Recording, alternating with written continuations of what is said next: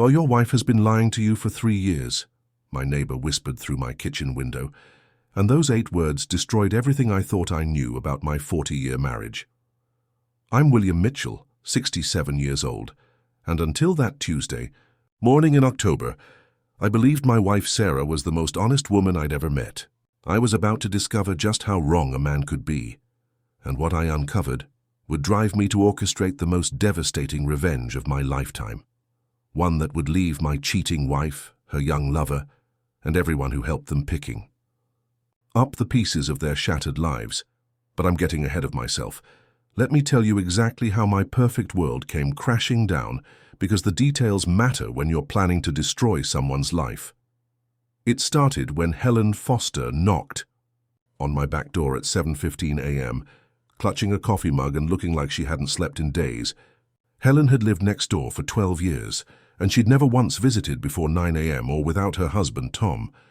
Seeing her standing there alone in her bathrobe, with tears in her eyes, immediately told me something was terribly wrong. "William," she said, her voice shaking, "we need to talk about Sarah." My wife had left for her book club meeting 30 minutes earlier, same as she did every Tuesday and Thursday morning for the past 3 years. Same cheerful goodbye kiss, same promise to stop at the grocery store afterward. Same routine I'd never questioned, because why would I? After 40 years of marriage, you trust your partner completely, or at least you think you do. "What about Sarah?" I asked, opening the door wider to let Helen inside. She set her coffee mug on my counter with trembling hands. "William, there is no book club." The words hit me like a physical blow. I felt my knees go weak, that sinking feeling you get when your world is about to collapse. "What do you mean, there's no book club?" "I mean, I followed her last week, and the week before that." Helen's voice broke slightly. "William, she's not going to any book club. She's going to the Pinewood Motel on Route 47, and she's meeting someone there." I sank into my kitchen chair, the same chair where Sarah and I had shared coffee and planned our retirement just last month. Everything familiar suddenly felt foreign, like I was seeing my own home for the first time. "Who?" The word came out as barely a whisper. "Marcus Webb, that personal trainer from the fitness center downtown. He's maybe 35 years old, William, young enough to be her son." Marcus Webb. I knew exactly who she meant. Tall, muscular, with one of those confident smiles that probably had women half Sarah's age throwing themselves at him. Sarah had joined his gym 6 months ago, claiming she wanted to get healthy for our golden years. Now I understood what kind of health she was really after. "How long have you suspected?" I managed to ask. Helen wrung her hands nervously. "About 2 months. You know how Sarah always came home from book club and immediately took a shower? Who showers after sitting around discussing novels? And her books, the ones she claimed they were reading, I checked with the library. Half of them don't even exist."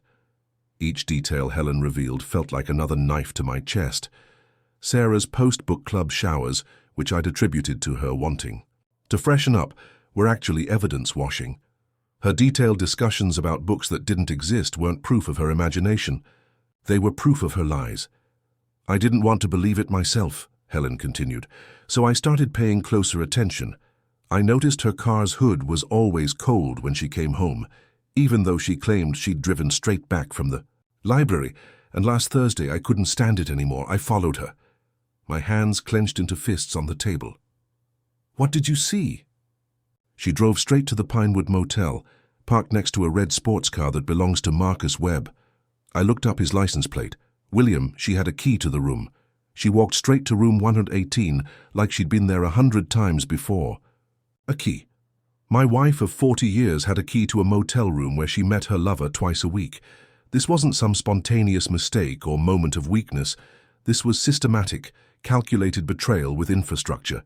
They had a routine, probably pet names for each other, maybe even future plans. Something cold and hard settled in my chest. The trusting husband who'd believed every lie was dying, and someone more dangerous was taking his place. Someone who understood that if Sarah could deceive me this expertly about something this massive, there was probably much more I didn't know. "Helen," I said, my voice steadier than I felt, "I need you to promise me something. Don't tell Tom or anyone else about this conversation. Let everyone think I'm still the clueless husband. Can you do that? Understanding flickered in her eyes. You're going to investigate this yourself. I'm going to find out exactly what I'm dealing with before I make any decisions. Right now, Sarah thinks she has me completely fooled. I want to. Keep it that way while I figure out my next move. After Helen left, I sat in that kitchen for an hour, staring at Sarah's empty coffee cup. The same cup she'd been drinking from while planning to meet another man. The same cup she'd been using while lying to my face for 3 years.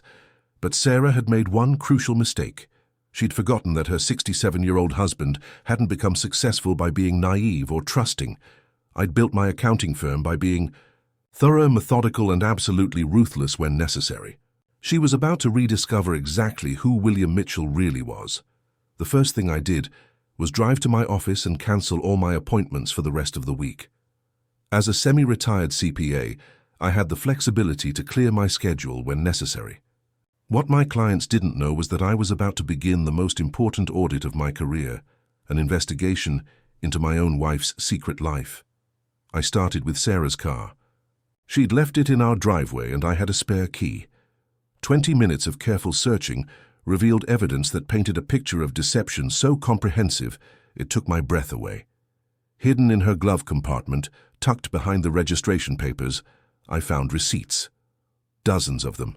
Gas receipts from stations near the Pinewood Motel, all dated on her book club days. Restaurant receipts from places we'd never been together, paid for with a credit card I didn't recognize. Shopping receipts from lingerie stores for items I'd certainly never seen her wear, but the most shocking discovery was wedged behind her sun visor, a second cell phone. I stared at the device with a mixture of rage and disbelief. A second phone meant a second life, complete with its own communication network, its own secrets, its own lies. I powered it on with hands that shook despite my efforts to stay calm. The phone was password protected, but after 40 years of marriage, I knew Sarah's patterns. Our anniversary didn't work. Our children's birthdays failed. But Marcus Webb's birthday, which I found on the gym's website, unlocked the screen immediately. What I discovered in that phone changed everything I thought. I knew about my wife and my marriage, text message threads going back 3 full years, not just romantic messages, though there were plenty of those, but detailed discussions about their future together. Conversations about apartments they'd looked at in Florida, plans for Sarah's exit strategy from our marriage, photos that made my stomach turn, not because of what they showed, but because they revealed a side of Sarah I'd never seen, passionate, vibrant, alive in ways she hadn't been with me in decades. But it was the financial discussions that truly destroyed me. Sarah and Marcus weren't just having an affair. They'd been systematically planning to steal everything I'd worked for over 4 decades. Messages about transferring money from our joint accounts, discussions about cashing out my retirement investments, plans to sell our house while I was visiting my sister in California. They weren't just betraying me emotionally. They were planning to rob me blind and use my money to fund their new life together. I photographed every incriminating message, every receipt, every piece of evidence. Then I put everything back exactly where I'd found it and drove home to process what I'd learned. My wife of 40 years was a thief and a liar who'd spent 3 years planning to destroy my life. She'd probably counted on my age, my love for her, my trusting nature to keep me blind until it was too late to protect myself. She'd seriously underestimated me. You see, Sarah had forgotten something important about the man she'd married. I hadn't. Built a successful business by being naive. I'd done it by being smarter, more thorough and more strategic than my competition. She was about to learn exactly what those skills looked like when turned against her.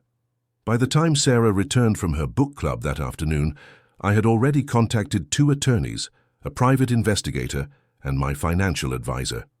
I'd also installed surveillance cameras in our home and placed a GPS tracker on her car.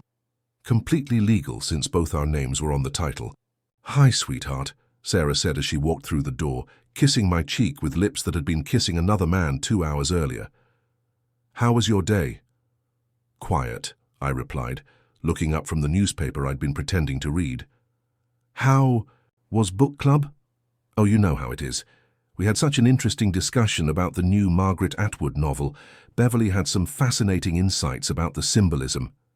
Beverly was apparently Sarah's fictional book club leader, since I'd confirmed that no such person existed at any library or community center in town. "That sounds wonderful, dear," I said, amazed at how effortlessly she lied. "You seem so much happier these days, more energetic." Sarah's face actually lit up, genuine happiness from her secret life with Marcus. "I suppose I do feel more alive lately. The book discussions have been so stimulating. I feel like I'm learning so much about myself." Learning about herself in a motel room twice a week. The irony would have been amusing if it weren't so devastating. "I've been thinking about joining a book club myself," I said casually. "Maybe I could come with you sometime, meet your friends." The panic that flashed across Sarah's face lasted only an instant, but I caught it. After 4 decades together, I could read her micro-expressions like a road map, even when she was trying to deceive me. "Oh, honey, that's sweet. But you know how you feel about literary fiction. And our group is really focused on women's issues, feminist perspectives. It might not be your cup of tea." She was thinking fast, covering her tracks in real time. "Maybe you should try the men's book club at the community center instead." "You're probably right," I agreed. "I wouldn't want to feel out of place with your friends." Relief flooded her face and she leaned down to kiss my forehead. "You're such a considerate husband, William. I'm so lucky to have you." Lucky enough to steal everything I own and run away with your boyfriend, I thought. But what I said was, "I feel the same way about you, Sarah. I can't imagine life without you." And that was true, in a way. I couldn't imagine life without the Sarah I'd thought. I knew but that Sarah had never existed. The real Sarah, the lying, cheating, stealing Sarah, was about to discover what happened when you tried to con someone who'd made a career out of exposing financial fraud. That night, Sarah slept peacefully beside me, probably dreaming about her future with Marcus. I lay awake planning her complete destruction, and I'll admit it felt surprisingly satisfying. There's something deeply gratifying about knowing you're 10 steps ahead of someone who thinks they're playing you for a fool. By Wednesday morning, I had a comprehensive plan. It was thorough, devastating, and absolutely legal. Sarah thought she was weeks away from executing her exit strategy and stealing my life savings. She had no idea that her 67-year-old husband had already moved to destroy her first. Wednesday morning came with a clarity I hadn't felt in years. While Sarah hummed in the shower, preparing for another book club session with Marcus, I was downstairs implementing phase 1 of my plan. You see, 40 years as a forensic accountant had taught me that the best way to destroy someone was with their own evidence, their own words, their own greed turned against them. I started with our finances. Every account, every investment, every asset we'd accumulated over 4 decades of marriage. What I discovered made my blood run cold.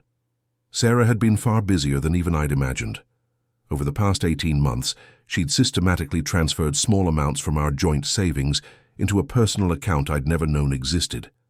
500 here, 1,000 there. Amounts small enough to escape my notice during routine statement reviews, but large enough to add up to over $43,000 of my money sitting in an account with only her name on it. But that was just the beginning.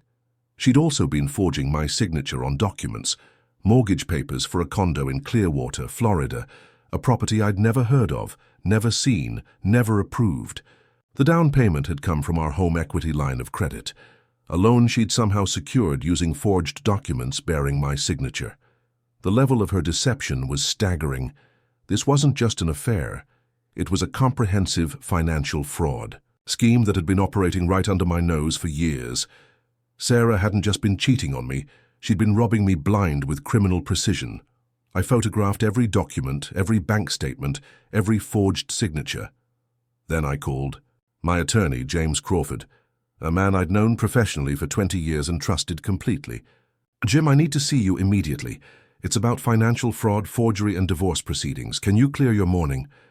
"William, you sound serious. Everything all right?" "Everything is very wrong, but I'm about to make it right. I'll be there in 30 minutes with evidence that's going to shock you." While Sarah was at the gym, or so she claimed, I drove to Jim's office with a briefcase full of evidence that would destroy her life as thoroughly as she'd planned to destroy. Jim listened in stunned silence as I laid out Sarah's 3-year campaign of deception. The forged documents, the hidden accounts, the secret property purchases, the systematic theft of marital assets. When I finished, he sat back in his chair and whistled low. "William, this isn't just adultery. This is felony fraud, identity theft, and embezzlement. We could have her arrested." "I know," I said calmly, "but I want something more satisfying than just seeing her in jail. I want her to experience the same betrayal she's put me through. I want her to lose everything, just like she planned for me." Jim leaned forward, intrigued despite his professional caution. "What did you have in mind?" I opened my briefcase again and pulled out a folder containing the most devastating part of my investigation. Yesterday, I hired the best private investigator in the state. Marcus Webb, Sarah's lover, has some very interesting secrets of his own. The private investigator, a former police detective named Ruth Martinez, had worked fast. Within 24 hours, she'd uncovered Marcus Webb's true character. And it was even uglier than I'd expected. Marcus wasn't just cheating with Sarah. He was running a full-scale romance scam operation.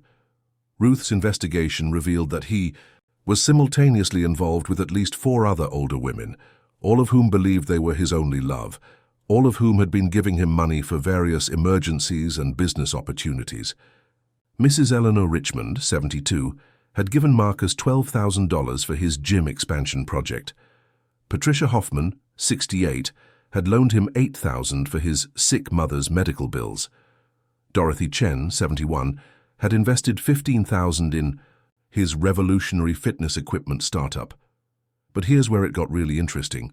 Marcus had no sick mother, no gym expansion plans, and definitely no revolutionary fitness startup. He was a career con artist who specialized in targeting lonely, affluent older women. Sarah wasn't his girlfriend, she was his mark. And she'd been falling for his con so hard that she was ready to steal her husband's life savings to fund his fake dreams. The beautiful irony wasn't lost on me.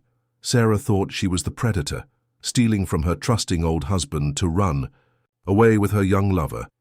In reality, she was the prey, being systematically conned by a man who saw her as nothing more than a bank account with legs. "This is incredible," Jim said, reviewing Ruth's report. "Marcus Webb has been running this scam for at least 5 years.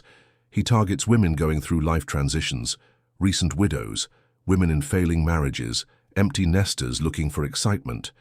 He makes them feel young and desired again, then slowly bleeds them dry. And Sarah is his biggest score yet," I added. "She's not just giving him her own money, she's stealing mine to give to him. She thinks she's found true love. He thinks he's found the ultimate payday." Jim shook his head in amazement. "What's your plan?" I smiled for the first time in days. "I'm going to let Sarah discover the truth about Marcus the same way I discovered the truth about her, through evidence she can't deny. But first, I'm going to make sure she commits fully to her betrayal. I want her to steal as much as possible, burn every bridge and destroy every relationship in her life before she learns that it was all for nothing. That's remarkably cruel, William. She planned to leave me penniless and humiliated after 40 years of marriage. Cruel is exactly what she deserves." The next phase of my plan required patience and acting skills I didn't know I possessed. For the next 2 weeks, I played the role of the oblivious husband, while secretly orchestrating Sarah's complete destruction. I started by making it easier for her to steal from me. I mentioned casually that I was thinking about taking a long trip to visit my sister in Oregon, a perfect opportunity for her to make major financial moves without my immediate knowledge. I also began leaving important documents in accidentally accessible places, giving her the chance to forge more signatures and dig herself deeper into criminal territory. Sarah took the bait beautifully. Within days of my mentioning the Oregon trip, she'd forged my signature on papers to liquidate 2 of my retirement accounts, over $80,000 that she immediately transferred to Marcus for his latest business opportunity. But I wasn't just collecting evidence of her crimes, I was also setting up the revelation that would destroy her world. Through Ruth's investigation, I'd learned that Marcus had a very specific routine. Every Friday night, he met with his other girlfriends, at different locations around town. Eleanor on Fridays at the Riverside Cafe, Patricia on Saturday mornings at the park, Dorothy on Saturday afternoons at the mall. Arranged for Sarah to discover this routine in the most devastating way possible. "Sarah," I said on Thursday evening, "I just remembered I need to pick up my prescription from the Riverside Pharmacy tomorrow evening, the one downtown near that little cafe you like." Her face brightened with what I now recognized as predatory excitement. "Oh, that's perfect. I was thinking of meeting some friends for coffee there tomorrow night. We could drive together." "Friends?" "Right. That sounds wonderful, dear. What time?" "How about 7:30? I'll meet you there." Perfect. Marcus's Friday night date with Eleanor Richmond was scheduled for 7:30 at the Riverside Cafe. Sarah was about to walk in and discover her true love, romancing another woman in exactly the same way he'd been romancing her. But I wanted to make sure she got the full picture. I called Ruth and arranged for her to be there with a camera, documenting everything. I also made sure that Patricia and Dorothy would be in the area, a coincidence that would soon become very revealing. Friday evening arrived with the crisp clarity of approaching winter. I drove to the Riverside district and parked where I could observe the cafe without being seen. Ruth was already in position, her camera ready to document the destruction of Sarah's fantasy world. At exactly 7:25, Marcus walked into the cafe, checking his watch and smoothing his hair. The predator, preparing to feed on his prey. At 7:28, Eleanor Richmond entered, her face lighting up with the same expression I'd seen on Sarah's face so many times recently. The expression of a woman who believed she'd found love in her golden years. At 7:31, Sarah's car pulled up outside the cafe. I watched through my binoculars as my wife of 40 years stepped out of her car, checking her appearance. In the side mirror before walking toward what she thought would be a romantic evening with her secret lover. She was wearing a new dress, one I'd never seen before, probably purchased with my stolen money. Her hair was styled differently, more youthfully, and she moved with a spring in her step that came from believing she was about to escape her boring old husband for an exciting new life. She pushed open the cafe door and stepped inside. Through the large front window, I could see her scanning the room, looking for Marcus. She found him. He was sitting at a corner table, holding hands with Eleanor Richmond, gazing into her eyes with the same practiced intensity he'd used on Sarah. The same smile, the same body language, the same performance he'd perfected on lonely women across the city. For a moment, Sarah just stood there, frozen. I could see her mind trying to process what her eyes were showing her. Then recognition hit her like a physical blow. Her hand went to her mouth. Her face went pale and she stumbled backward against the wall. But Marcus hadn't noticed her yet. He was too busy performing his con on Eleanor, probably getting her to agree to another loan for another fictional emergency. Sarah stood there, watching the man she'd betrayed her marriage for treat another woman exactly the way he'd been treating her. That's when Ruth's hidden cameras captured the most beautiful moment of my entire revenge. The moment when Sarah's world completely collapsed. Eleanor wasn't the only woman Marcus was meeting that weekend. Patricia Hoffman chose that exact moment to walk into the cafe, apparently having mixed up her scheduled meeting time. She approached Marcus's table with the same bright smile Sarah had been wearing, then stopped dead when she saw him with another woman. "Marcus?" Patricia's voice was loud enough to carry across the cafe. "What's going on here? Who is this woman?" Eleanor looked confused. "Excuse me, but Marcus is here with me. We're having our weekly date night." "Weekly date night?" Patricia's voice rose higher. "Marcus, you told me you loved only me. You said we were going to move to Arizona together as soon as you sold your business." The cafe fell silent. Every customer was now watching the drama unfold. Marcus's carefully constructed world of lies was collapsing in real time, in front of an audience with multiple cameras recording every second.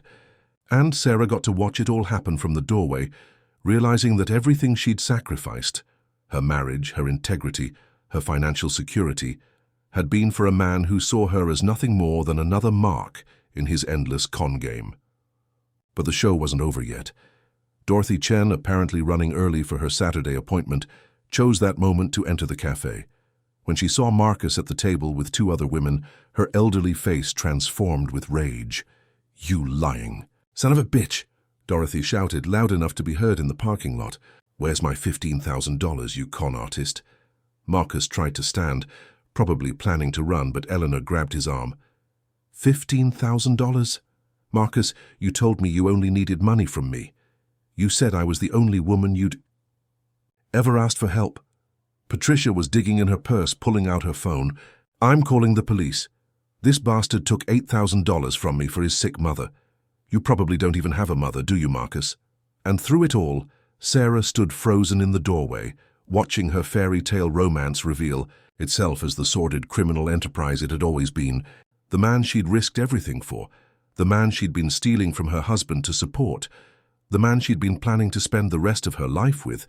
He was nothing but a common thief who'd been laughing at her behind her back while he romanced other women with her money.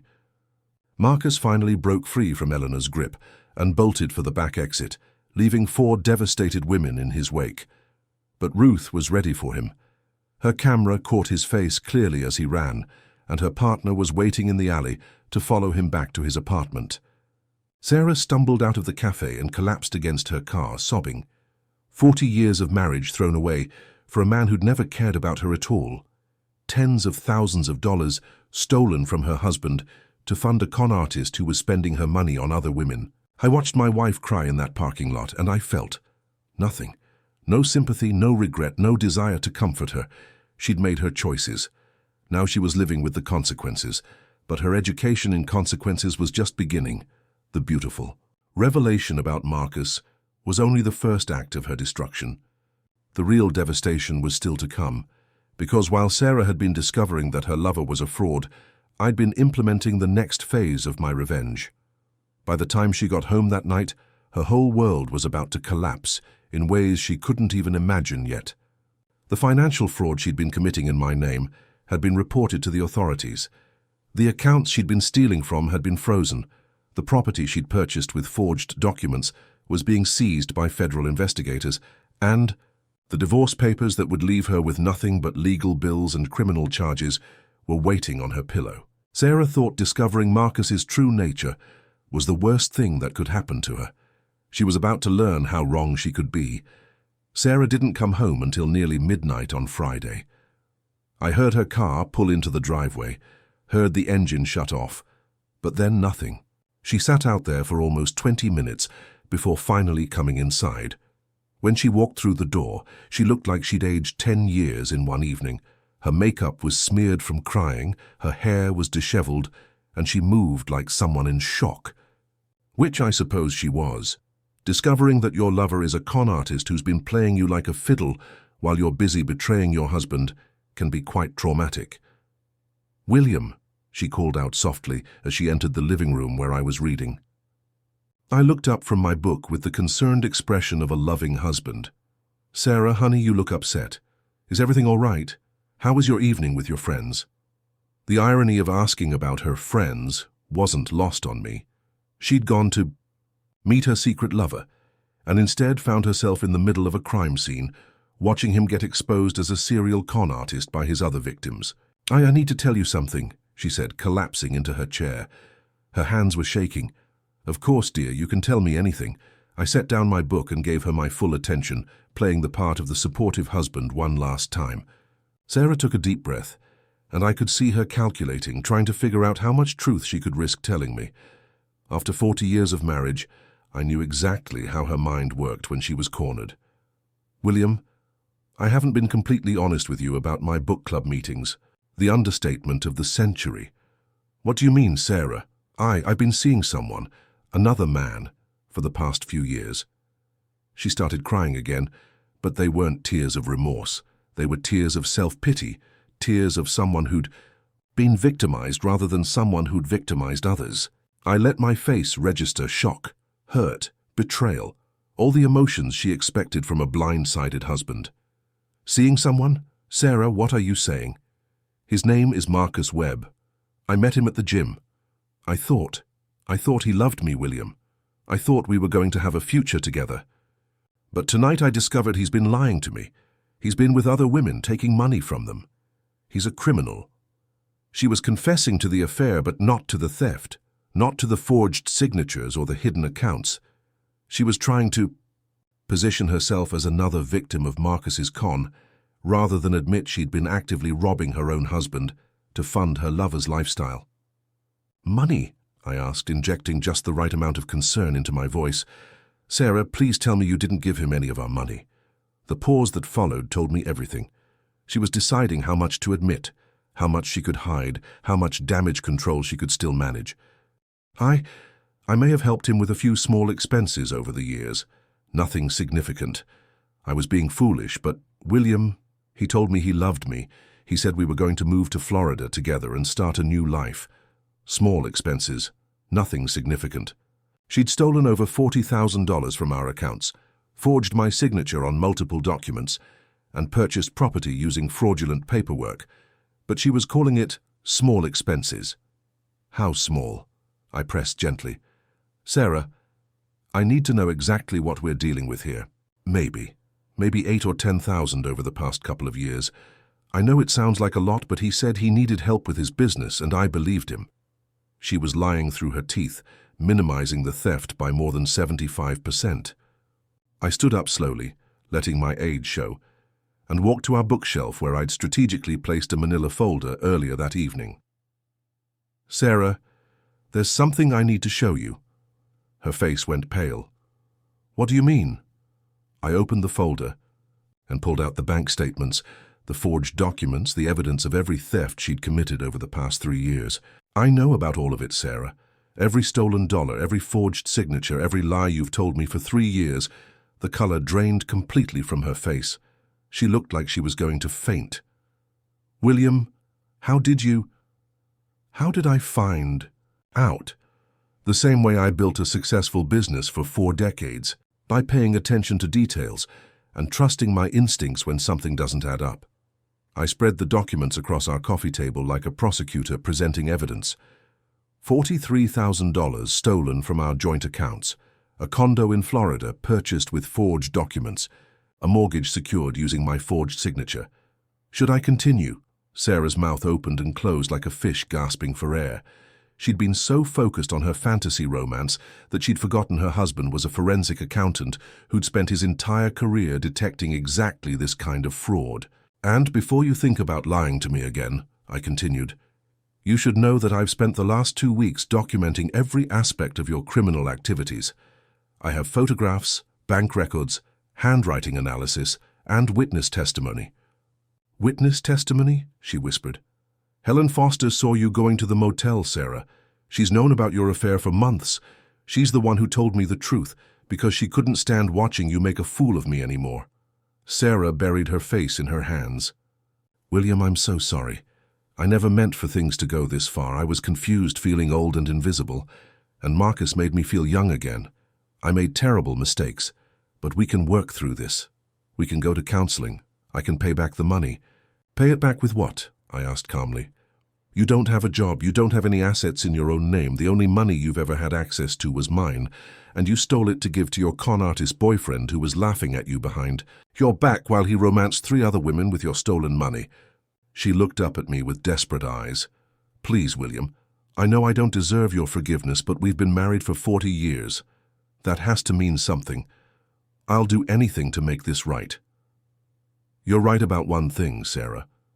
How 40 years of marriage do mean something. They mean you knew exactly how much you were betraying when you chose to steal from me and lie to me for 3 years. They mean you understood the magnitude of what you were destroying when you decided your selfish desires were more important than our life together." I sat back down and looked at the woman I'd shared my life with for 4 decades. She seemed like a stranger now, someone I'd never really known at all. "I've already filed for divorce," I said quietly. "The papers are being served on Monday. I've also reported the financial fraud to the authorities. The FBI will be contacting you about the identity theft and forgery charges." Sarah's face went white. "The FBI? Forging someone's signature to secure a mortgage is a federal crime, Sarah. Identity theft is a federal crime. Wire fraud is a federal crime. You didn't just betray our marriage, you committed felonies." She started crying again, harder this time. "William, please. I'll lose everything. I'll go to prison." "You'll lose everything you stole from me, yes. As for prison, that depends on whether the federal prosecutor decides to press charges. But Sarah, you made these choices. You chose to commit these crimes. I'm not responsible for the consequences of your decisions." "What about our children? What about our grandchildren? This will destroy our family. Our children." Sarah was worried about our children finding out she was a thief and an adulteress. "Our children are adults, Sarah. They'll make their own decisions about how to handle their mother's criminal behavior. But they deserve to know the truth about what you've done. You can't tell them, please. They'll never forgive me." "I don't have to tell them. The arrest warrant will be public record. The divorce proceedings will be public record. The local newspaper tends to report on federal fraud cases involving prominent community members. You've been very active in the Historical Society, haven't you? And the Church Auxiliary. I imagine those organizations will be very interested to learn about your activities over the past 3 years." Sarah was hyperventilating now. The reality of her situation was finally sinking in. She wasn't just losing her marriage, she was losing her reputation, her social standing, her freedom, and quite possibly her relationship with her children and grandchildren. "Is there anything I can do, anything at all that might make you reconsider?" I'd been waiting for this question. This was the moment I'd been planning for since I first discovered her betrayal. "There is one thing," I said slowly. "Full confession. Written statement admitting to every crime, every lie, every theft. Complete financial disclosure of everything you've hidden from me. And your cooperation in recovering every penny you gave to Marcus Webb." Hope flickered in her eyes. "And if I do all that? Then I'll consider asking the prosecutor to recommend minimum sentencing instead of maximum. I can't promise anything, but cooperation with federal investigators sometimes results in reduced charges." It was a cruel offer, and we both knew it. Even with full cooperation, Sarah was facing serious prison time for the crimes she'd committed. But it was more hope than she deserved, and certainly more mercy than she'd shown me when she'd planned to leave me destitute and humiliated. Sarah spent the weekend writing her confession, and reading it was like discovering the final pieces of a puzzle I'd been solving for weeks. The affair had started exactly the way I'd imagined. Marcus had targeted her deliberately, studied her routines, and approached her with the perfect combination of charm and vulnerability that women her age found irresistible. But the financial crimes had been Sarah's idea, not his. She'd been the one to suggest stealing from our accounts. She'd been the one to research how to forge my signature. She'd been the one to find the Florida property and arrange the fraudulent mortgage. Marcus had been content to take her cash gifts and live in the moment. Sarah had been planning to rob me blind and disappear forever. In some ways, she was more dangerous than he was.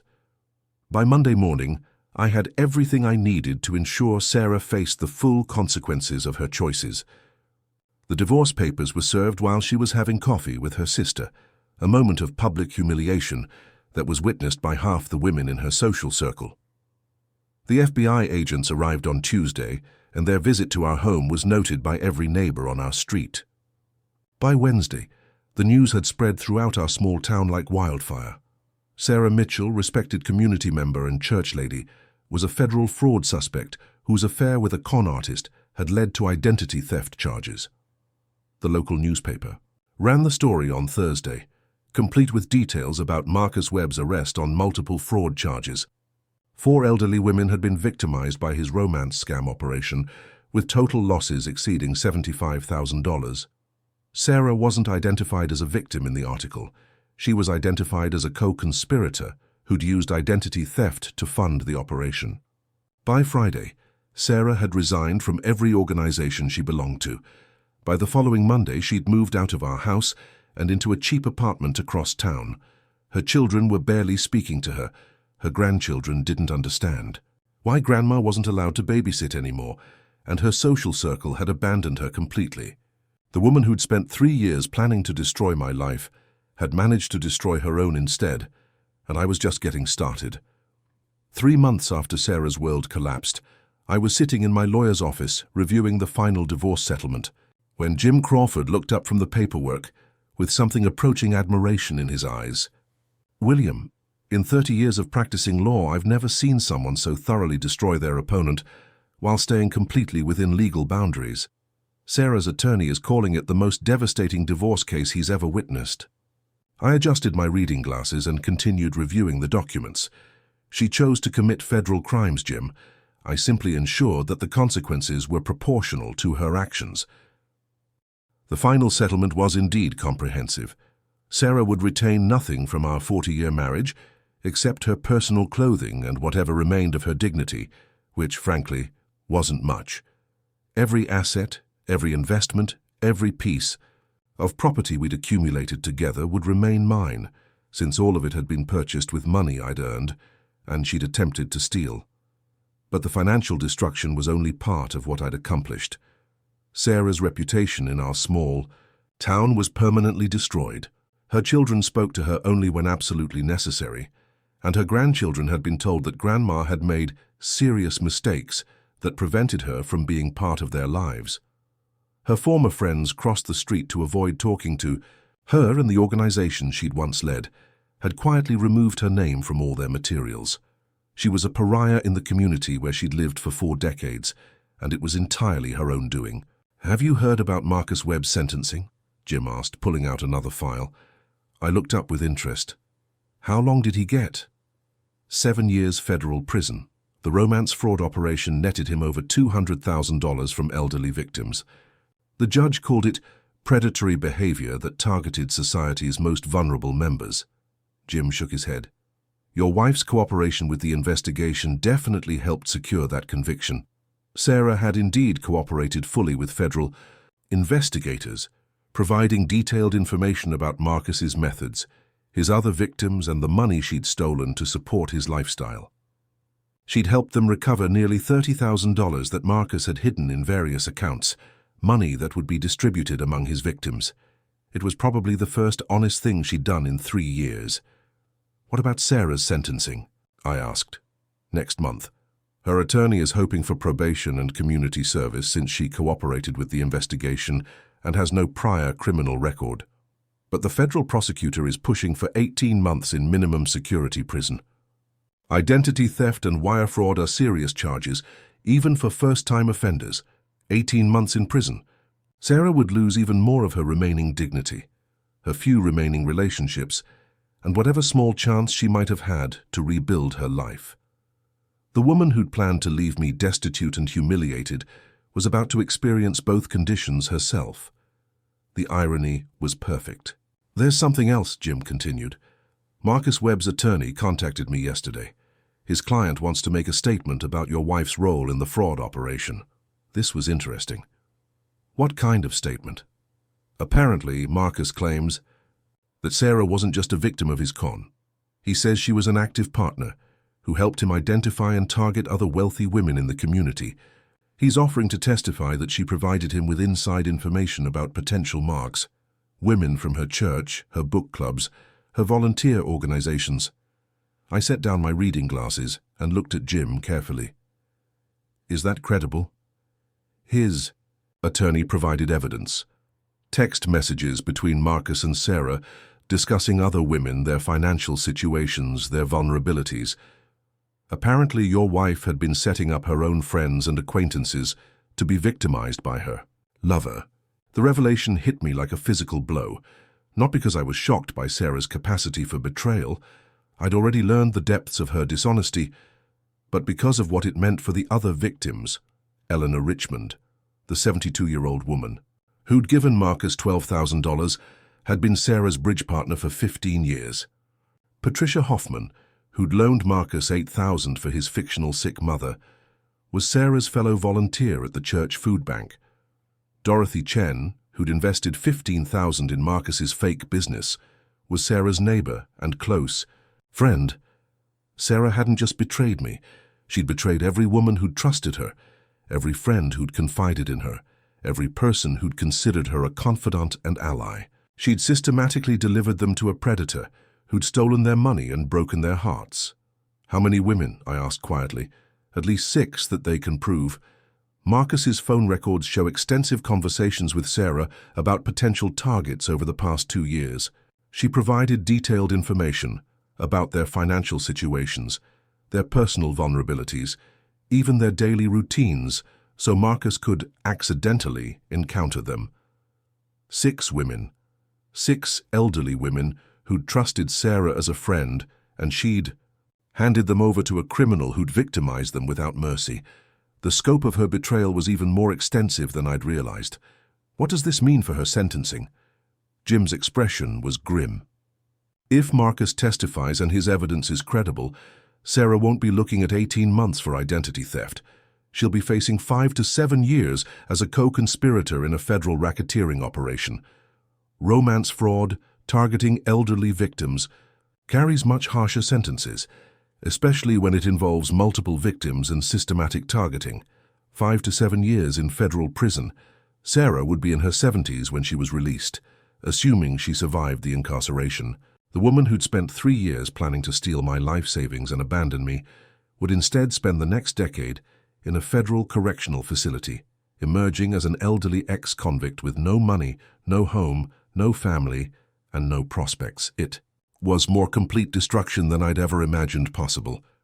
"There's one more thing," Jim said, pulling out a final document. "Sarah's attorney has made a request through the court. She wants to meet with you." I looked at the visitation request form. Sarah was asking for one final conversation with her. Husband of 40 years, presumably to apologize, to explain, to beg for some kind of mercy or forgiveness. "What do you think?" Jim asked. I considered the request carefully. What could Sarah possibly say to me that would matter at this point? What explanation could she offer for betraying not just me, but 6 other innocent women who'd trusted her? As a friend, what apology could possibly address the magnitude of what she'd done? "Schedule the meeting," I said finally. "I'm curious to hear what she has to say for herself." The meeting took place the following week in a conference room at Jim's law office. Sarah arrived looking like she'd aged 20 years in the past few months. Her hair was grey now. She'd apparently stopped colouring it, and she'd lost significant weight. She moved like an elderly woman carrying the full weight of her choices. But what struck me most was her expression. There was no remorse there, no shame, no recognition of the pain she'd caused. Instead, there was something that looked remarkably like resentment. "William," she said as she sat down across from me, "thank you for agreeing to see me." "What did you want to discuss, Sarah?" She took a deep breath. "I want you to know that I never intended for things to go this far. When I started seeing Marcus, it was just... I felt invisible, William. 40 years of marriage, and I felt like you didn't see me anymore. I felt old and undesirable, and Marcus made me feel young again. The same self-pitying narrative she'd been telling herself for 3 years. Even now, facing federal prison, she was still positioning herself as the victim of circumstances rather than the architect of her own destruction. "And the theft?" I asked. "The forged signatures? The fraud?" I got caught up in his dreams, his plans for our future. He made everything seem possible, like we could start over somewhere new. I wasn't thinking clearly. "And your friends? Eleanor, Patricia, Dorothy, and the others? Did Marcus make you target them too? Or was that your idea?" Sarah's face flushed, red. For the first time since she'd arrived, she looked genuinely uncomfortable. "I don't know what you're talking about." "Marcus is testifying against you, Sarah. He has evidence that you helped him identify and target elderly women in our community. Women who trusted you as a friend." She was quiet for a long moment. When she finally spoke, her voice was different, harder, more honest than she'd been in years. "Those women had money they weren't using. They were lonely, they were foolish with their finances, and they were easy targets. I didn't force them to give Marcus money. They chose to do that because they wanted to believe a young, attractive man could love them." There it was, the real Sarah finally revealing herself after 40 years of marriage. Not the victim of circumstances she'd been pretending to be, but a calculating predator who'd victimized her own friends because she saw them as deserving of exploitation. "So you have no remorse," I said. It wasn't a question. "Remorse for what?" "For wanting something better than a boring marriage with a man who stopped seeing me as a woman 20 years ago. For taking risks to build a different kind of life. For being smarter than women who were stupid enough to give their money to a con artist." She still didn't understand. Even now, facing federal prison, she still believed she was the victim of other people's stupidity rather than the perpetrator. Of calculated cruelty. You're right about one thing, Sarah, I said, standing to leave. I did stop seeing you as a woman 20 years ago. What I see now is what you really are, a thief, a liar, and a predator who victimized elderly women for money. I'm glad I finally learned the truth about who I married. Sarah's composure finally cracked. You self-righteous bastard. You think you're so much better than me. You spent 40 years controlling every aspect of our lives, every dollar we spent, every decision we made.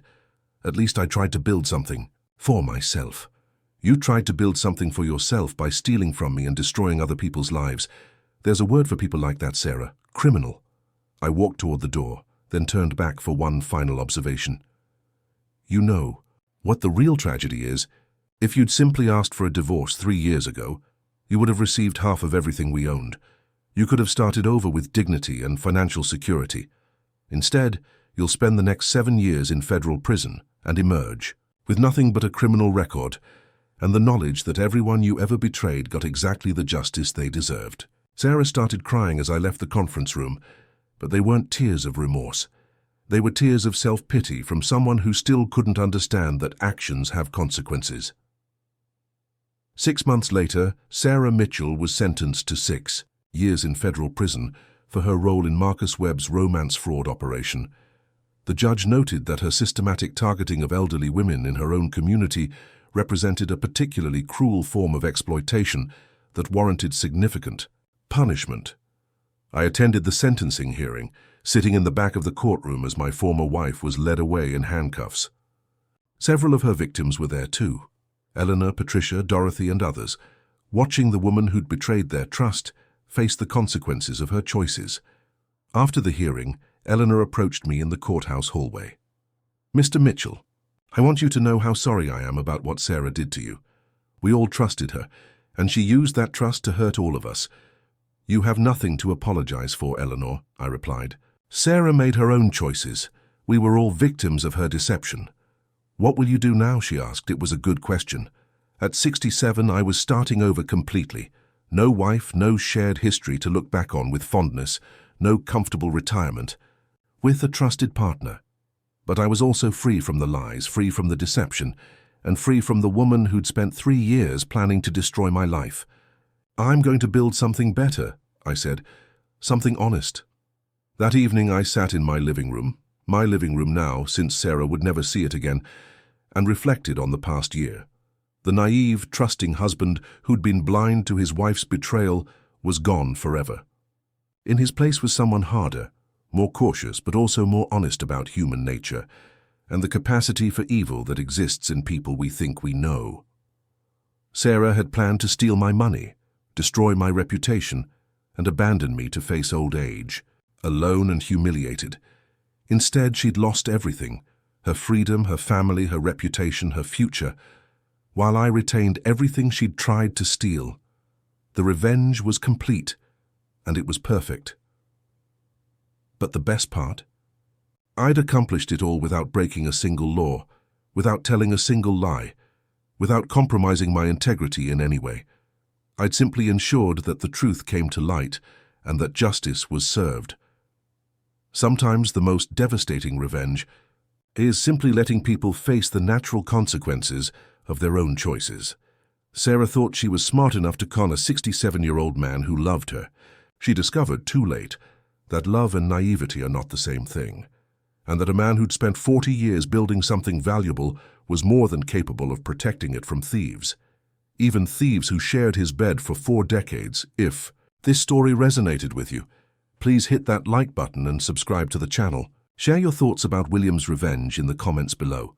Did he go too far, or did Sarah get exactly what she deserved? Click the video on your screen to hear another story about betrayal, revenge, and the price of deception. Thanks for watching, and remember, the truth always finds a way to surface no matter how deep people try to bury it.